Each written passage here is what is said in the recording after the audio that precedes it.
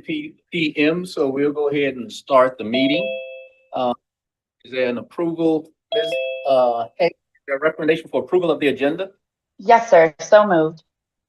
I second. All in favor? Aye. Aye. Okay, passes two. Please join for a pledge of allegiance. I pledge allegiance to the flag of the United States of America and to the republic for which it stands, one nation, under God, indivisible, liberty and justice for all. Thank you. Statement of media notification, Ms. Cushionberry, we're good? Amendment, yes, sir. Thank you, ma'am. Public comments? Check to make sure none have come in. Okay, Ms. Hay, would you like to make a motion to approve the June 12th committee meeting minutes? So moved. Second. All in favor? Aye. Aye. Aye. That's 2-0. All right. Some in this budget are the, okay, so we have the monthly transparency reports for both May and June. I guess we can take one at a time, and so we'll start with the month of May. That report, a little over 100 pages, it appears. So I think we mentioned or discussed internally that we have about 1,000 transactions a month. Is that right? Moving right along. So we had more Can I just note one thing? of the construction phase where all the steel goes up and the structure is erected there at Hilton Head High. On the next page, the new We have an RFP for district-wide HVAC services now, so they service other areas, source for teachers. We have shifted. This is for May. Okay, so this would be substitute nurses in the current year, clerical and teacher services. And so you see an increase there. You're on May or June. May.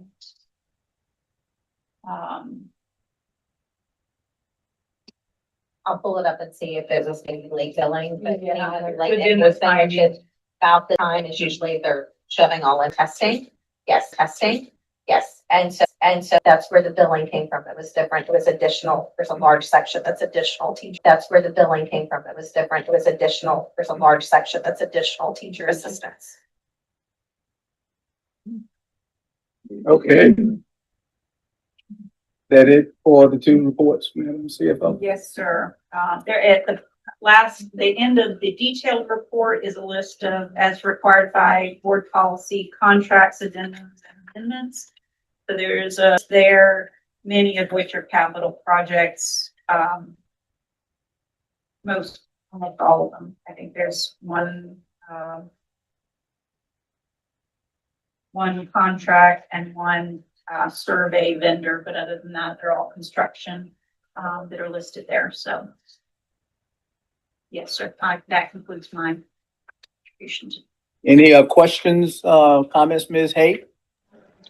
Only comment is I am in support of everything to do with our HVAC systems, as Hilton Head has been having problems at their schools, which I was hearing from friends and neighbors yesterday. Luckily, Dr. Rodriguez is always on the case and handled it for today, but I know these units just can't seem to take our extreme temperatures here. So staying on top of all of that is just really important. Good point. Colonel Guy? Who is? Pastor Gordon? Gordon is on as well as William. Pastor Gordon, any comments, sir? No comments. Mr. Smith, any comments, sir? Yes, I was wondering, in this, I understand, I was talking to someone and I was understanding that on the air conditioning units that we actually have someone that that goes to the building and that we pay to go to the building every morning or something like that to check some of the air temperatures at the schools? Uh, how does that work? Are they a part of the um basically where does the funding for that come from? Is my question. Better yet. Our involvement with the contractors for HVAC have been to budget appropriately for the amounts and to track the spending. So as far as the logistics of who goes where and when, that would be a question for Mr. Otting's team that I would not have knowledge of. So, I'm sorry. That's If I could tag on to that, the Colonel has asked us to forward the HVAC, the value analysis, which is absolutely critical. So Mr. Smith will tag this on and ask for specific responses on that particular item as well. Is that okay? Take a look at this. So I found our weather and expenditure area was requested by the committee. You can see where most of our money is being spent monthly. For the month of April, our Some schools may contract out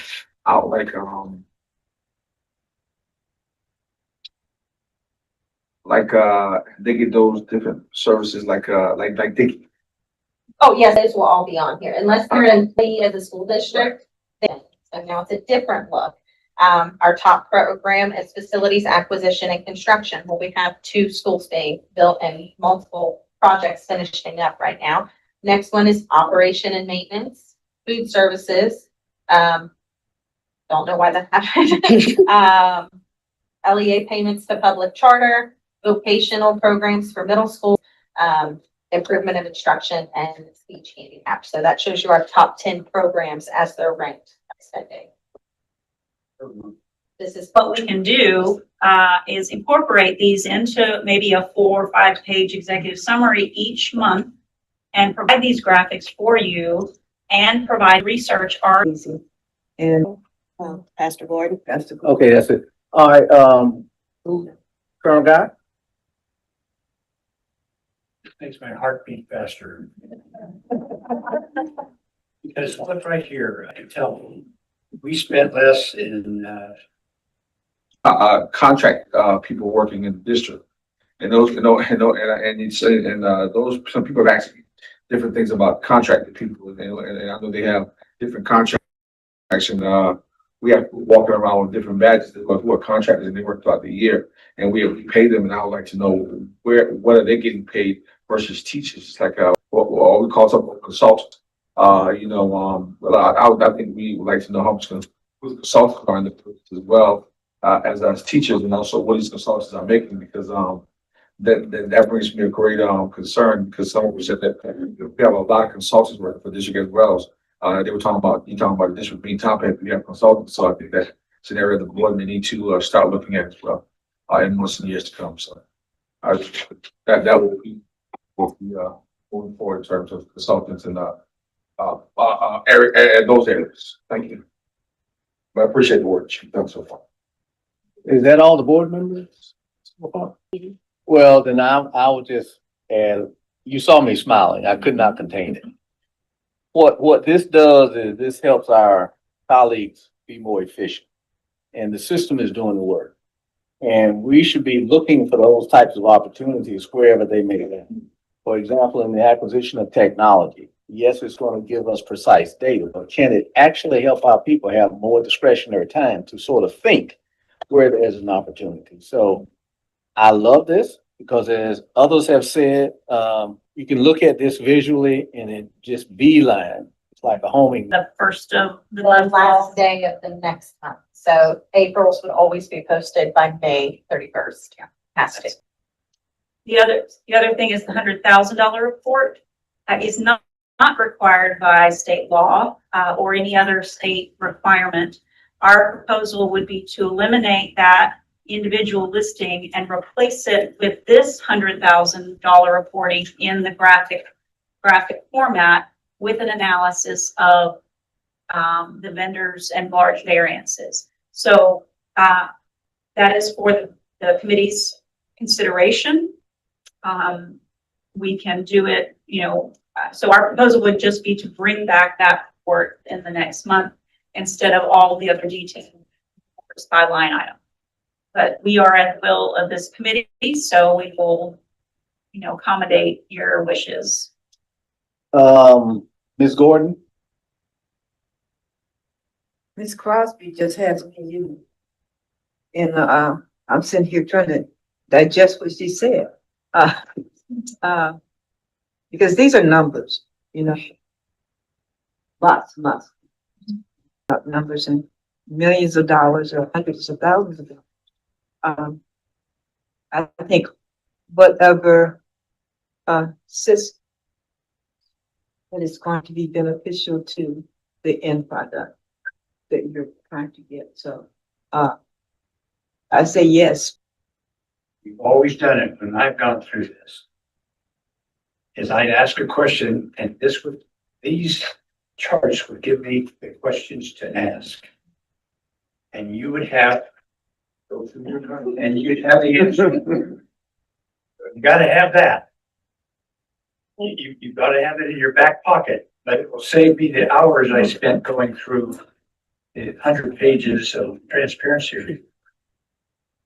This is the way for a executive board to act.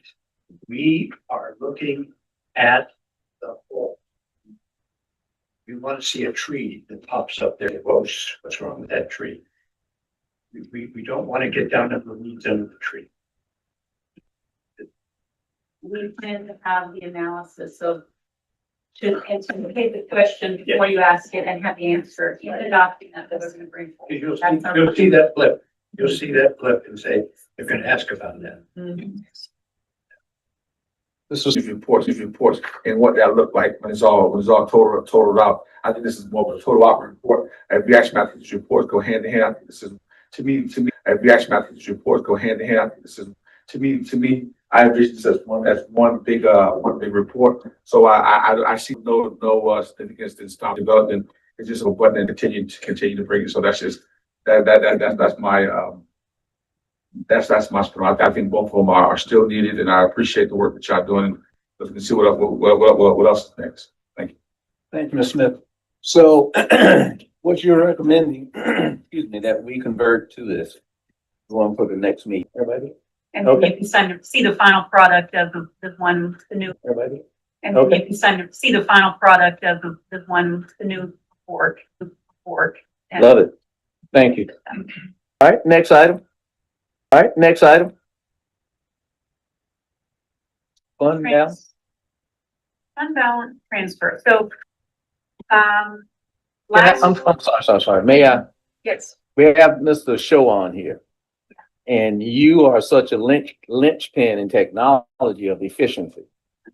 So as you go through, can you sort of be thinking about these things and help us as a finance committee and other committees where there's opportunity to take work off of our colleagues? Yes, sir. Oh, okay, thank you. I'm sorry, ma'am. so last year, thank you.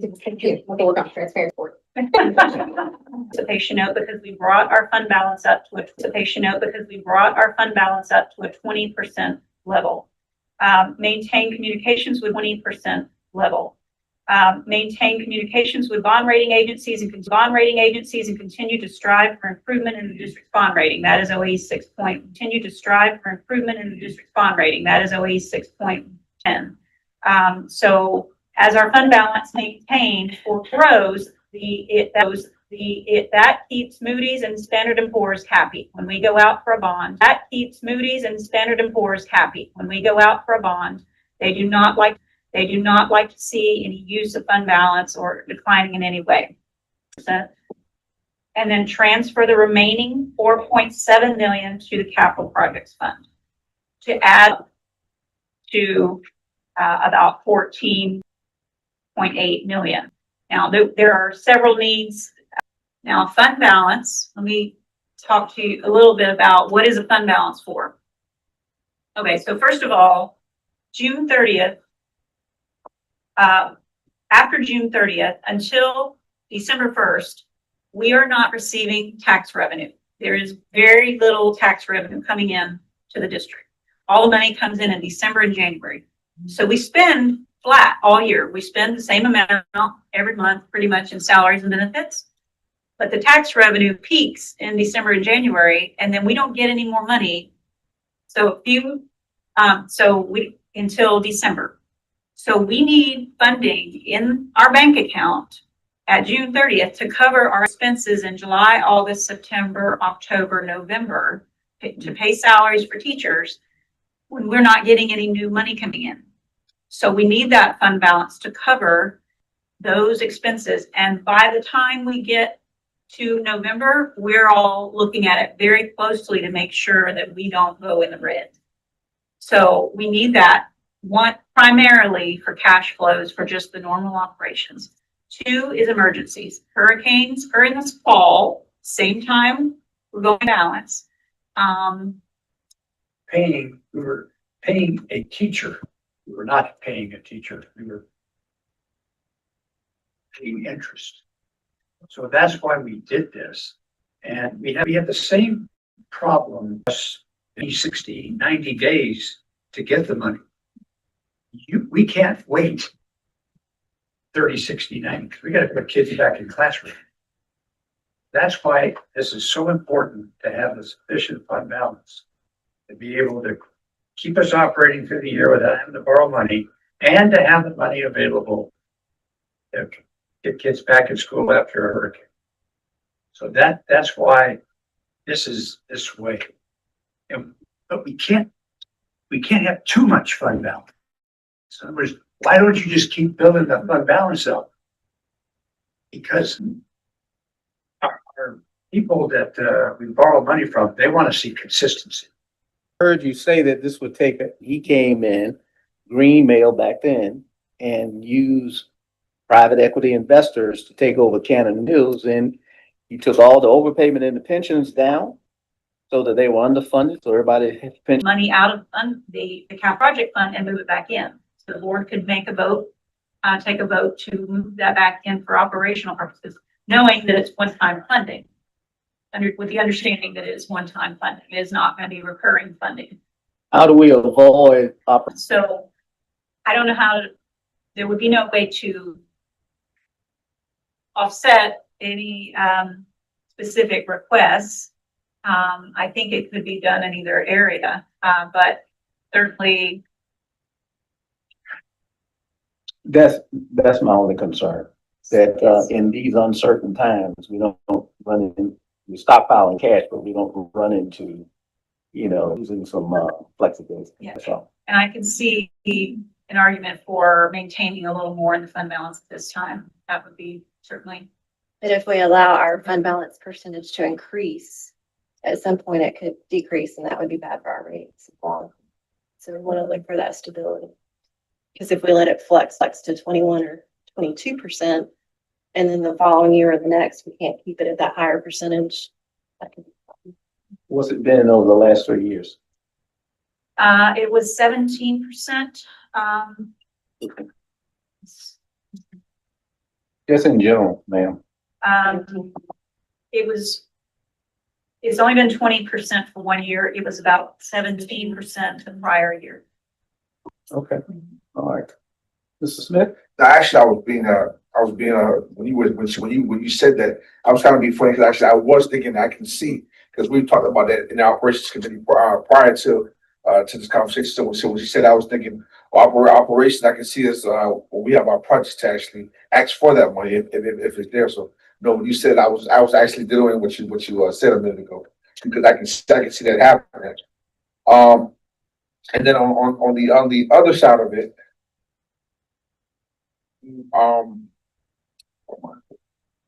well, that was the first part, but on the other side of it, it sounded like, listening to what she was saying, was that obviously that there's something that needs to be brought to the board as soon as possible, that there's something that she foresee that's gonna come up, and it sounds like, transparency is everything. So if there's things that you see that's gonna come up, that the board has some expenditures, but that the board may need to be abreast with it. I think those things need to come as soon as possible, because it sounds like she knows something that we may not know, that she may see coming or possibly happening. That's just kind of what I heard when she said there were things, and if that's so, then that would need to be brought to the board too, so that you can, that, and the decision making and the factor of where to keep it where she's proposing it to be or not, then those would be some points that would need to be brought to the board. I just want to put that out there too. Yes, ma'am. There are no, issues that I have any more information than the board has. Just we have an uncertainty with federal funding and we have an uncertainty with the future of ACE. So those are two areas that I'm thinking that could have an impact on the district, but I have no more information than any board member here has. Okay. Carmen?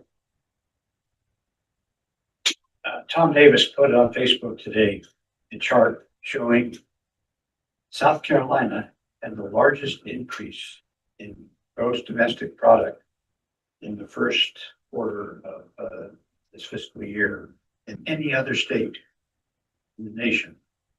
There's growth happening. There's companies coming in. And reason we're getting increased revenue is not only new businesses coming in. Remember, in our operating budget, it's coming from second homeowners and businesses. And the reason we're getting more money is because there's more businesses. And all you gotta do is see the new businesses starting up and new businesses coming in. Secondly, the second homeowners, they always have constant buying and selling their property. And what's happening is they bought these properties for $200,000 and they're taxed at $200,000. And they're selling it for $400,000. And now they're taxed at $400,000. The same house is now generating 20% more taxes. And that is continuing to happen, but it's not going to be forever. Not going to be forever.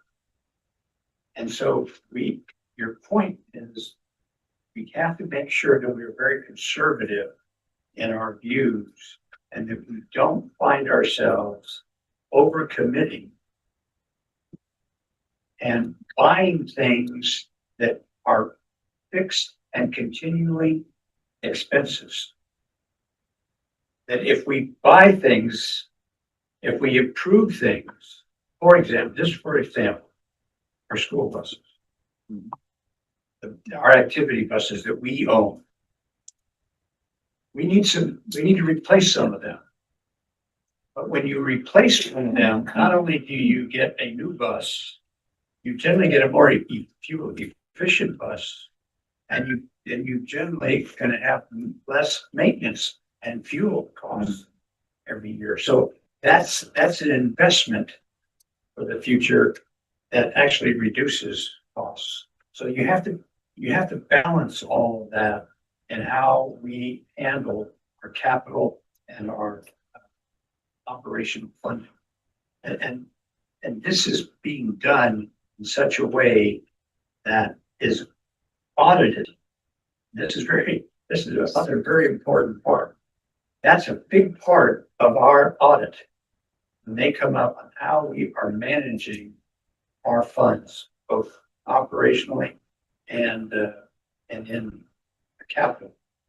So we've been getting stellar reports that we're doing that, and we have to make sure that we continue to do that, because that's another problem with our neighboring district is they did not do that. We're in good shape, but we have to be cautious. So, listening to all this feedback, Madam CFO, is there a critical deadline we gotta meet or this opportunity goes away? Can we wait 30 days? And then I would like to have operations sort of share with us if they've identified any potential project. And then I would feel very comfortable moving forward. But I wouldn't want anything that's irreversible. We have to commit, damn, this money is spent to lock it down. And then we don't have that flexibility. I'm going back to globally what people are saying about where is this world going. So that's all you're hearing in my voice. I'm a natural cheapskate, all right? But other than that, right? Okay, so my deadline to provide the trial balance, which is every account in the financial statements, is usually the third, no, when is it due to the auditors? If it's. Last year, they requested it early. And so it was the third Friday in September, but last year they requested it early and we were able to finish before Thanksgiving. So I am thinking probably before we're gonna have to provide our trial balance to the auditors for our next finance meeting. Okay, can you get sort of an informal estimate on the capital requirement that might be considered? Formal estimate of capital needs. Is Yeah. that what you're- Because we're talking about putting it into the capital fund. Yes. Yeah, so is there some estimate of what those particular projects would be? Is there a way- Yes. If you could get that, that would make me feel a lot better. So. If that allows you still to consummate this. Yeah, this requires a journal entry to transfer and a budget transfer to cover the budget, cover the expenditures. My preference is that journal entry be done prior to the auditors getting the trial balance. Okay, That would be early September, so I don't know that the timeline. Are you suggesting to wait to do this transfer until we see the needs? Or, somewhat, but really, there's a lot of latitude. Agreement with this plan. I also liked where Mr. Dallas's head was at in terms of, do you need an extra percentage, point there just to make sure we're not caught off guard by anything? That's something, again, just like Mr. Dallas said, it's smart business practice, which Mrs. Crosby is phenomenal at what she does. But we always want to make sure we have a cushion with anything. I mean, even just managing your home, more expensive next year. Just the price of everything is on the increasing uptick. Seems like just the constant way of yeah, and including increasing fund balance through the fund balance, will allow for, not have a cap or a perceived. One of the why reasons in the what country state? This state the oversight in this in the what country state? This state the oversight. So I don't imagine that none of that was something that would really matter. That none of that was something that would really matter. Based upon the rating that we have. So us going out and getting money in the prayer is not a problem. It's just to maintain what we have, and I think that we've has been consistently and just being careful and intentional. Has been consistently and just being careful and intentional upon how you. Finance department, in projects and monitoring things. And so I think that provided dipped our toe in, and I'm gonna let Carol or Lou kind of speak to that a little bit, 'cause that's their world. Carol or Lou kind of speak to that a little bit, 'cause that's their world. First of all, Project makes us greatly, our office, so much more efficient. We can find things. We don't have to change paper around. I know Lori's gonna go into more detail on that, but this really gave us a great solution and one-stop shopping to find anything related to account projects. What we want to do is moving that huge list of projects eventually into the system, with, an anticipation. It allows us to designate a project-specific team, which is the architect. About a year into it, we got to one set of backup. That being said, some of these pay applications sent to the architect, and then the architect would send it back to us. Postage expense, printing expenses, all those things. that are eliminated in the new system. And that could also delay payment. I mean, 30 days, I mean, some 90. I have some right now that are, I'm waiting on a revision from May 25th. So, you know, it can take a lot of time. Left side. That is our route. So each person who gets the, gets the pay application, those are the steps that they would go through, and they still are going through those steps. We would initial, and then it would go to the next person. So that was our routing. Now, if you go down, over to your right, that is our paper routing spreadsheet of where the pay apps are at any given time.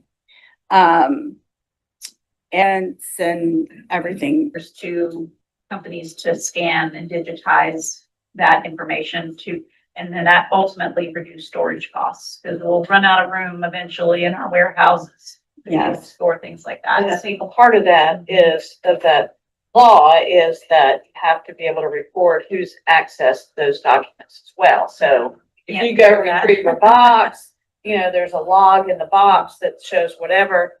And so a digital format meets all those requirements.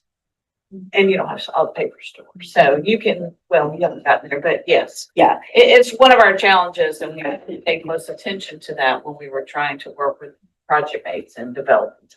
Yes. And we digitize student records on a regular basis as well. And all the movement that we've made in this building has required us for that. So it's encouraged us to scan more and digitize more too. And also, I think there is, like the V drive, which is what we use in operations, there's only so much space there. So we were utilizing programs like Dropbox. Dropbox, to store, you know, closeout documents, but to actually, they were there, but to actually go in and find them, Dropbox is not that user friendly when you're actually looking for something specific. So that's a great help with the closeout documents as well. So if you go down to the new processes with project mates, the next slide, please. So like I said, all the communications and project documents, including drawings, budgets, communication, amendments, pay applications, meetings, and photos are project specific in there. You can go in and look at them, and they live in the project forever. So if, you know, a project manager's gone, or, you know, I'm not here to do the pay applications, somebody else can go back and find that historical data and follow up with it. The notifications to team members is a big one, because every time something happens within your project, you will get an email like, hey, you need to approve this invoice. You have an RFI from the contractor, or they've responded to your RFI. And if you don't respond, you get clicked within like 5 to 7 days, depending on how the clock is set with that. And that includes your payment applications, all those things that are just speeding everything up for us.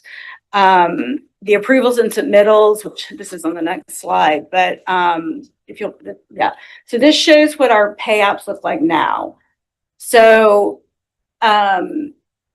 it shows what we have pending. This is actually the report that I'm providing to Lori and her team at the end of the month for outstanding pay applications that let us know what's in-house but has not been paid yet for their forecasting. We were doing the same with paper, but it was the one you saw where it just listed 8-6 approved and routing, you know, still totaled it out, but this helps us to know what's in-house. This one goes a step further because it even shows that the contractor has created it. We may not even have it yet, but we know that commitment's out there because the contractor has created it and it is going to the architect. We just haven't received it. And then the other one over here to the left, you just see where a specific pay application could be. Who has it, how long they've had it, and then where it is in the approval process. And the contractors can go in and look at that as well. So they don't have to call or email me and be like, hey, when is this getting paid? fact, I had a contractor the other day say, hey, Tanya has this. She just got it. How long will it take her to approve it? And I'm like, I don't know, but you know, they can look at that and see it. I approved them all before I came here. But yeah, if you'll go down one more. This is just showing the communication. These are the emails we get when we have over here to the left, the emails we get saying your approval is requested for an invoice or a contract, whatever that may be. And then there's like, when you click on it, this is what you get to go down through the approval. And see, for me, you kind of skipped over, you saw that there was one that said construction drawings. For Uh-huh. me, that's Yes. important. Because I can know exactly where we are throughout the whole design process, because a lot of times, the project manager might have that. Yep. But it didn't get sent to everyone. So people have questions. I can go on here and pull it up and say, okay, well, here's. And look this at is it. the most recent drawing. And this is. This is the most recent drawing, and I know for sure that there isn't another one out there. And if there's notes on that, there's notes on those things. It's wonderful. Yep. Let's see. Go to. Let me go back over. So I think I went through most of this, but this is the whole revise and resubmit that we were talking about. It's just anytime something goes wrong, we're having to send it back out. They're having to send it back in, and it's just a long process with this. I had one this morning. It was a $500,000 invoice. They had something wrong. I had it back in 15 minutes, and it's already routing. I mean, it has helped so much with that sort of communication and processing things. And then we went on to look at what it's actually, these are some of the different reports that you can get, which we did talk about that. Each person has their own set of reports. What Carol needs, I may not need. What I need, Carol may not need. Tanya may not need. It's everything is based to the user, the reports that you may need. See, and then we went through and listed the pros to project mates that are like efficiency and money savers. Obviously, we are saving so much paper, printers and toner. It saves time creating the paper documents, routing, and approval. Now, that being said, the construction manager or architect is still submitting a backup pay application. It's just not printed. It's there, living there digitally. Approvals can be made anywhere with an internet connection. We even have an app, which is great. Like, the app is wonderful. Eliminates the need for physical signatures. If it does require a physical signature, we do use DocuSign, and that's only used like on amendments and things like that. No misplaced documents is huge. And then overall, it's just a more efficient process. So we have our own, this is our own website within the system. It just kind of shows that any time there's something called a ball in court, that means you have that many items waiting on you to respond to. And that updates in real time as well. And that's really it. Does anybody have any questions? Ms. Gordon? I'm amazed. I am. I remember back in the day remember Bobby, they had the ledgers. They bring in these big ledgers and we go down to finance and we just figure our heads as to how things were done. And with this computer system, Project Nates, I think the only question I had, you said something about if something came to me and I guess I hadn't done what I needed to do, it would click me. It would send you a reminder and say, hey, you have an overdue task. So it would just send an email. So will it send that to Tanya? So she would know that I did. If Tanya hasn't done it, or like if I haven't done it, I would send it to Tanya. Okay. Person approved. Yeah. Email saying, hey, you got something sitting out there. Yes. We know that we need to go in probably every day. The volume in both the electronic version and what's still paper. Yes. Massive. And we know that there's so much, I think I had 3 earlier today. That was a relatively low number. But even if we're out, when I was on vacation, I logged in every day and did this first thing in the morning, knocked them out, and I managed to get that done while drinking my coffee and moved on to then I shut my computer and had a great day. I didn't have to burden a staff member with the responsibility, the sole responsibility of approving that. So I was able to do that with those payouts, but he was I have to get somebody to still sign the paper ones Yes. when I'm out for a period of time. So that, still is a little bit of an issue, but as time goes on, we'll lessen that. Those projects will complete and we'll be shifting 100% to this, which I was very skeptical at the beginning, but it was great implementation and it was like. And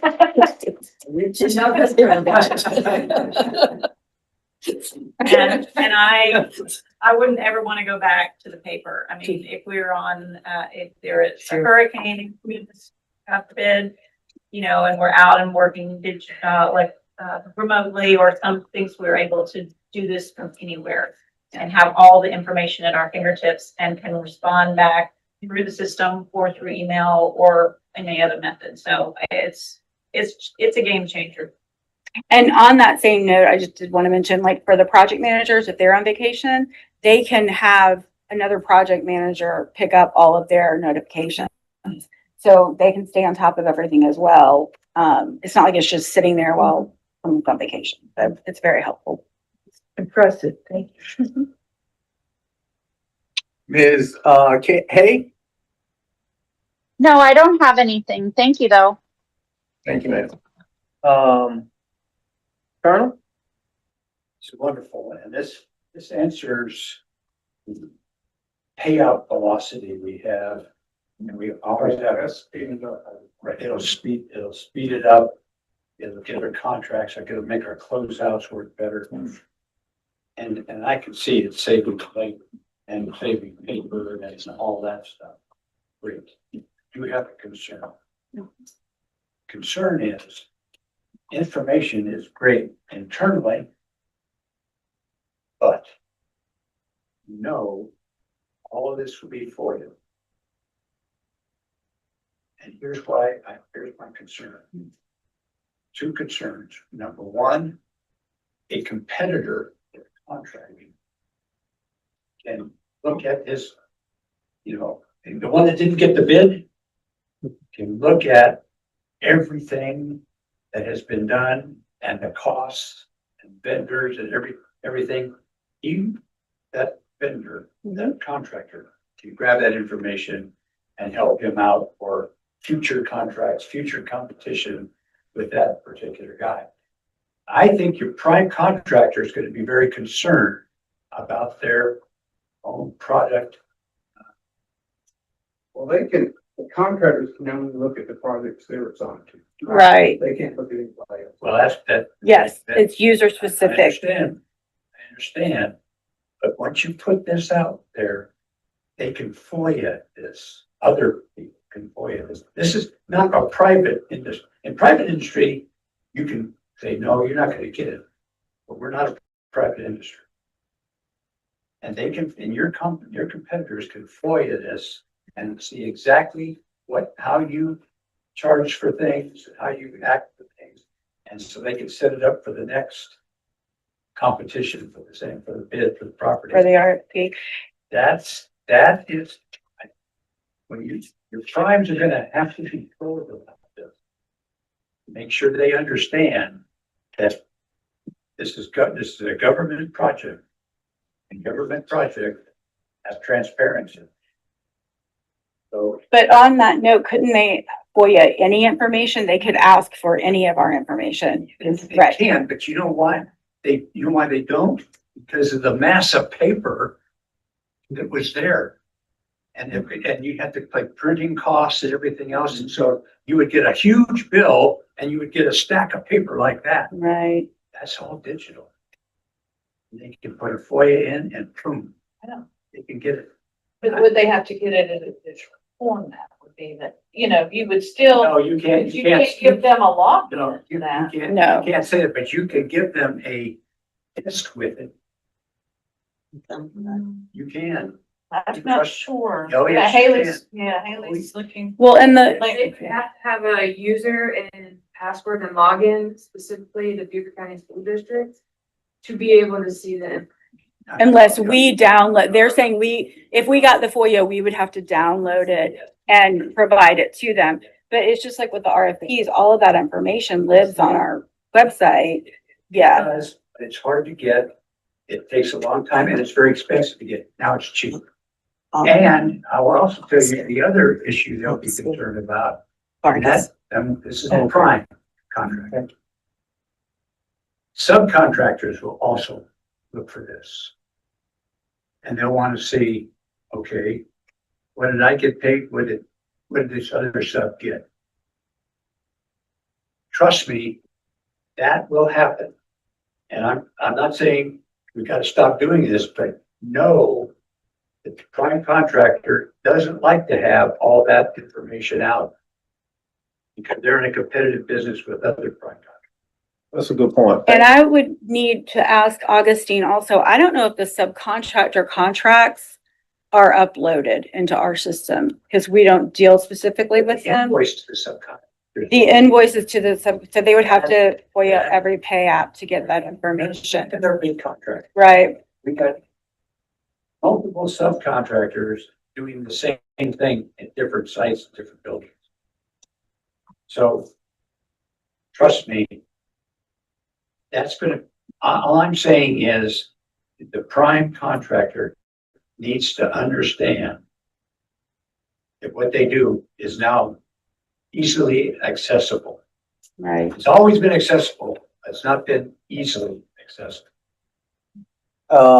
So we have Mr. Vargas. All right, well, good afternoon all, and I've been listening to the discussions, and I did want to chime into what Colonel Geyer is saying regarding the concerns with the FOIA and all this information being put out there that could potentially put the information from contractors that may be considered confidential or that they want to keep kind of a trade secret. However, one thing that I've noticed in some of the proposals, there is sometimes on the footing of these proposals note that puts forward exception number 4 of the Freedom of Information Act that protects the contractors from exposing this data. So I don't know if when the requests come through, and maybe this is a question more for the communications department, but how that information is redacted and treated so that these sensitive matters for contractors are not put out there and potentially exposing what they have set internally as their processes. So just wanted to add that to the discussion. It's relatively easy to redact on a paper. It's more difficult to redact it on a file. You have to go through every one of them. And, you know, you can't just find it out. That's an issue. So the colonel has a legitimate, because part of what makes it maybe cumbersome for contractors is to pursue it now is the cost of fulfillment that they have to pay. So all the more pages and what have you. So, Ms. Gordon? I was listening to what the colonel said and also listening to what you presented to us. And being in this business, when we put out an RFP, I guess it's what it's called, anyone who submits an RFP, I believe is aware that their information of whatever information they've given, we call it transparency, guys. We are not trying to hide what Joe Company has submitted to us and what their requirements are and what they have. What we are doing, we have a business and we're trying to streamline this paper process. Because I've seen the ledgers, thousands of pages. And now we're doing digital or whatever. That's just the future. This is where we are, guys. And if a company does not want to participate and send us their information, they don't have to. But they do understand that that may be for you because that's the other person's right. And we can't prevent, no, we can't prevent that. But what we can do is hopefully the companies who are soliciting to us for a project and we're looking at their information and collecting the data, whatever that we're doing to say yes to that particular company, that they are aware that the losing company can foil them. That's always been the case. That's not going to stop. You know, I just think that what we need to make sure of is that the vendors that we get understand that it's definitely a possibility. Listen, you can't stop. Right, and You it's, can't stop that. You right, know? And it's not that we're welcoming it, but we're saying that we're being transparent. So whatever company got it, I know we print it and we tell people that this company got it and this is how much they're paying, this is how much we're paying for the other. And we don't go into specificity because, you know, it's just too much for people to look at, but they can look at it. and a perfect, oh, go ahead. So, has everybody had a chance to express, wait 1 minute, I'll get back to you. Everybody else had a chance to express your comments or feelings? And then Mrs. Smith, we'll go to you, and then Ms. Crosby. You okay? I'm sorry, I thought you were. My bad. I'm old now, I forget. No, you're not. No, you're not. You're traveling over half the world, so. No, but I'm just saying that, I recognize and appreciate what the Colonel brought to us about that concern. But I also think that companies who come forth, and I know you have your paperwork in mind, that they are aware of that possibility. Because they could be one of those companies that's doing the same thing, guys. So, I'm not so much concerned about that. I am concerned that, I know we're going digital, and I know that it's so much easier to do. And I know that these companies are aware that their information is up. Your information is up. The Colonel's information is up there. Our information is already out there for the public to see because we're public entities. So I think moving forward, as you look at what you need to do, if this becomes a concern, you're already in front of, you know that might come, right? So what are we gonna do? What are we gonna do? We have to answer the FOIA, guys. That's just part of it. And you just keep moving on. So I like what you're doing. I like was it Project Mate? I like that. And this team, trying to get us into the future, guys. We have been in the paper business for how many years? Come on. So we got to get somebody a thumb drive, give it to them, you know. But let's keep in mind that we're moving forward. We're pushing forward, and we have innovative thinkers, and in the process, so we don't have to pay, you know, hundreds of dollars for a copy of something, or we got to spend manpower trying to make a copy for it.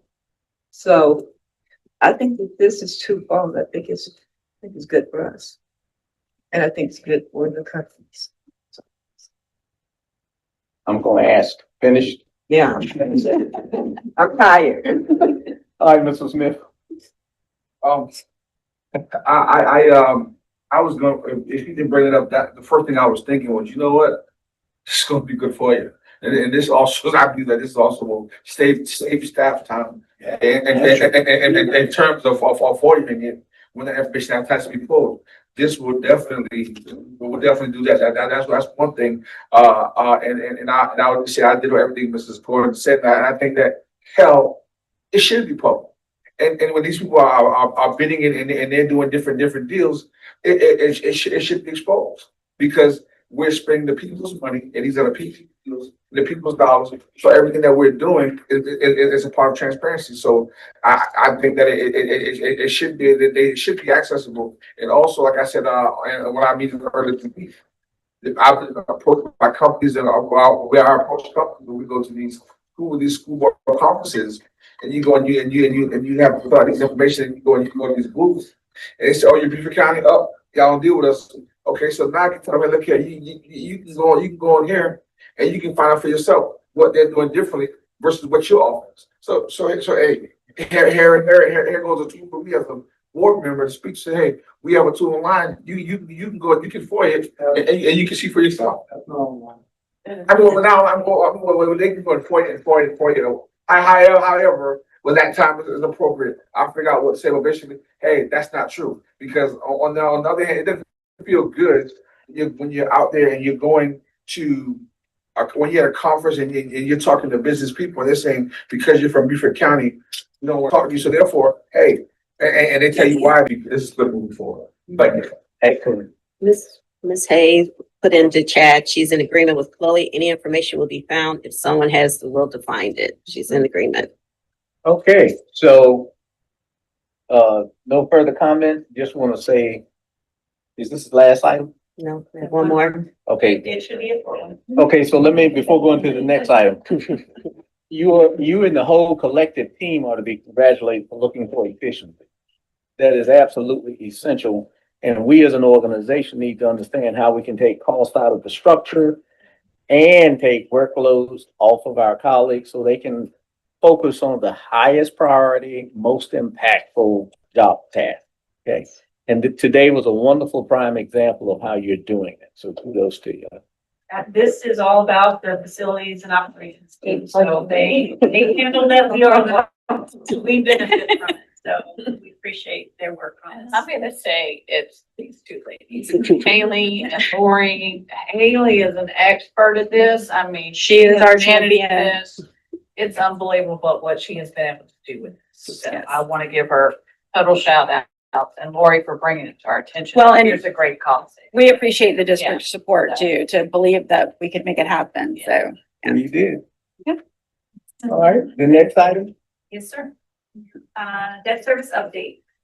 So this, item is for information only. There is no action required. This is just an update on the timing, of bonds that are out, have been issued or, so basically, I'm not sure my first paragraph relates properly to this, this particular topic. The most recent bond was an 8% bond. And so we went out to sale, on August 6th. This is the 2025 C. Each bond has a series number, so we're able to track it. This was 2025 C, which is the third bond in the calendar year of 2025. The delivery date, we actually get the cash on hand August 28th. And this is for the latest $30 million projects for 8%. This is a long-term bond. It does, is paid back in 2 years. So that is a very good payback cycle we're on, short and sweet, and that means less interest for us. There were 10 bids, which is a high number compared. I think the last one we received was 8. That means our bonds are very much looked after, looked for, and those that are interested, our Brian Nurek, our bond counsel, our financial advisor, actually contacts companies to inform them of a bid coming in and some details about us. And so they're actively looking for those bonds on the sale date. So we had we actually received, the lowest bid was a 2.297% interest rate for JP Morgan. Last bond we issued was a 2.75, which is 0.4 of a point more. And the previous one was a 3.15. I wanted to go back in history. So it is, you can see the pattern is falling, and that is a good thing for Great us. thing. So low interest rates mean we'll pay it back faster and it's cheaper the total dollar amount will be less for our taxpayers. So we're able to do more with the money that we have and lessen the interest costs. In this bond, we did not have to go out for another credit rating. Our Moody's and Standard & Poor's said, we'll affirm the same rate. Just tell us if there are any changes. You know what the one question was that I got? Are you still planning to add at least $4 million to your fund balance in the general fund? That was the question. And I said, yes, we're still planning to do that. That was the only question I received from, I think it was either Moody's or Standard & Poor's. So that was the one thing they were most interested in. So that's good that no ratings were required, because their rating, them giving us a rating, is very expensive. Tens of thousands of dollars each time we get a rating. So to have them have it close together with the latest referendum bond made that possible.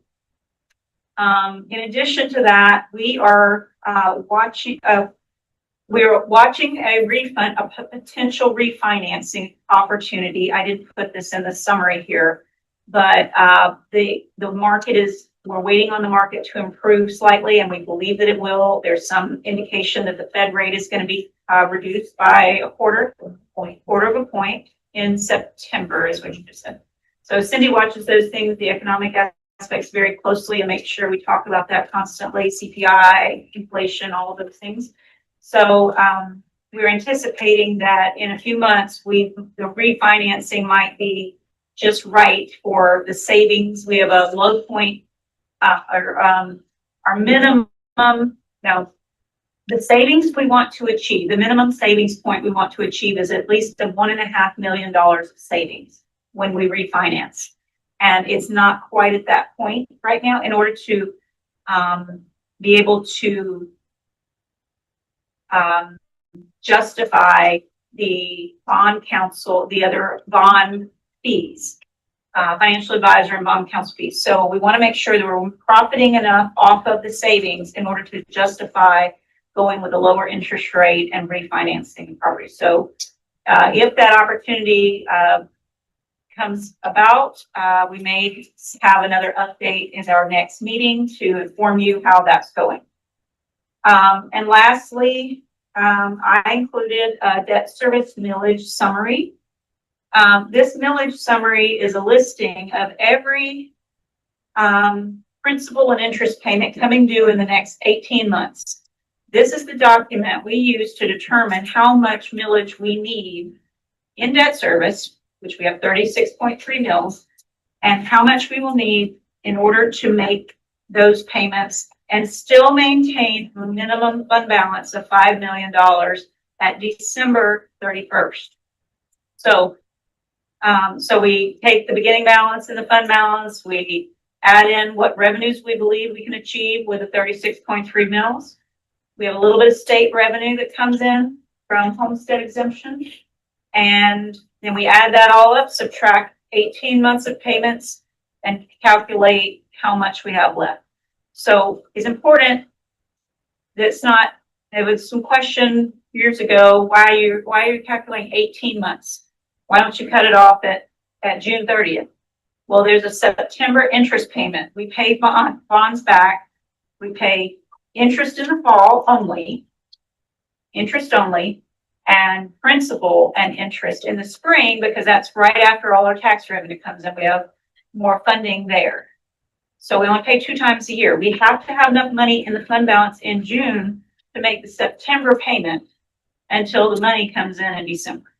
So it's critical that our fund balance low point is December, or December 1st, and not June, because we won't have enough to pay the principal in the fall if we don't keep a large enough fund balance. So this document has to be certified by the board chair, signs off on that. We send that millage summary over to the county auditor, Mr. Cad, and he uses this document and the ordinance that was passed right after our budget was passed, and that justifies the millage amount 36.3 that is put on the tax bill, and that's getting ready to go out in the next couple of months.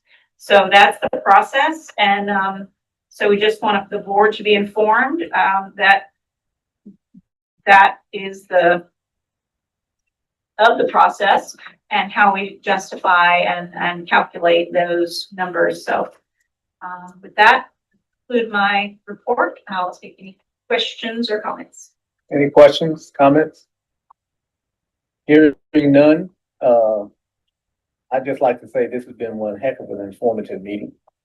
Appreciate the candid conversation, the listening ears, and the effort to identify efficiency and make life easier for all of our colleagues. Kudos to you. Thank you for all that you and your team did. Anything else for anyone? Future topics. I have some future topics Okay. next time. Just we will bring back the new transparency report along with the original ones as well. So 1 month only. For 1 month. Yeah. And we will bring the fourth quarter financial report, a summary version, and the minority women business enterprise report. District as well. Okay. What would that look like from month to month, and also what's that process to become a consultant? Ms.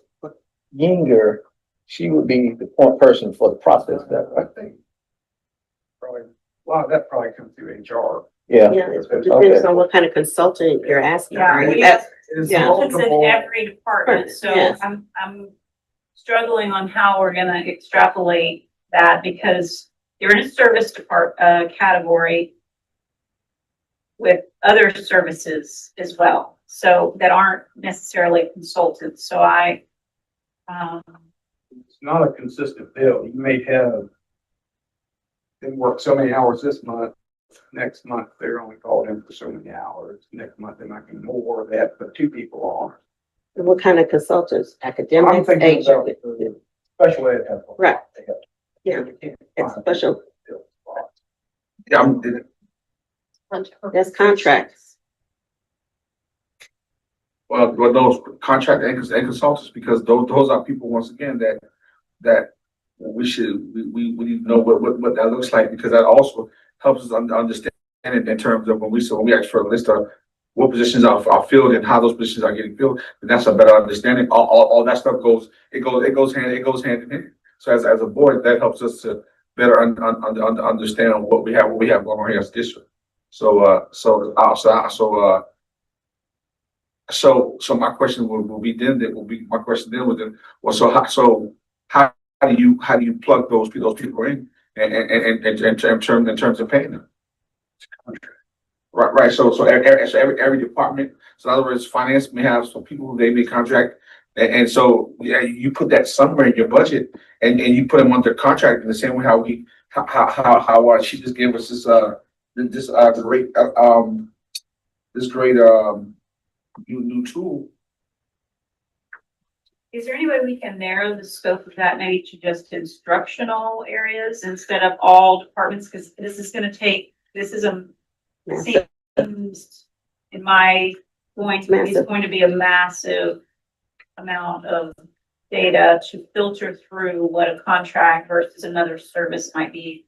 So is there any way we can start with one area, one Okay. department? Can I make a suggestion? Yes, sir. This is a huge undertaking. Just take some time, confer at some of the executive staff discussions that you have with the superintendent. You've heard what we're requesting, and then you folks decide how best to move it forward. Come back to us. Yes. Because you got other things, that's legitimate requests that you're making, Mr. Smith. So let's try to get to it, but, you know.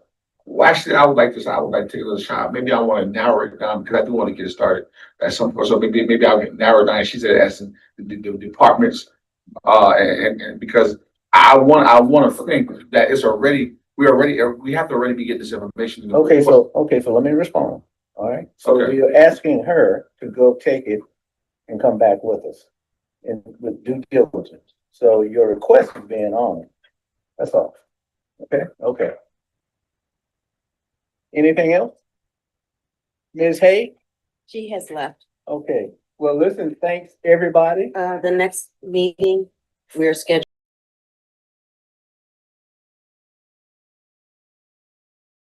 to move it.